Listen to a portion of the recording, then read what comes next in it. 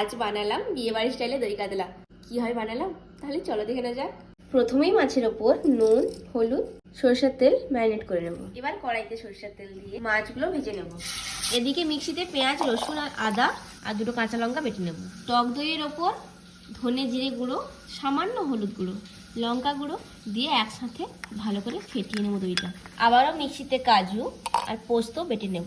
মাছগুলো ভেজে তুলে নেব। তেলে দিয়ে দেবো দুটো শুকনো লঙ্কা, তেজপাতা, গোটা গরম মশলা, পেঁয়াজ, আদা, রসুন, কাঁচা লঙ্কা বাটা দিয়ে দেবো। আমি এরপর লবণ দিয়ে দেবো। মশলার ভাজা গন্ধ ছাড়লে দিয়ে দেবো কাজু, বাদাম আর পোস্ত বাটা। মশলা থেকে এইভাবে তেল ছেড়ে দিলে আর গ্যাসের ফ্লেমটা একদম লোতে রেখে দইটা দিয়ে দেবো। এর উপর দিয়ে দেবো সামান্য চিনি বা জল দিয়ে দেবো।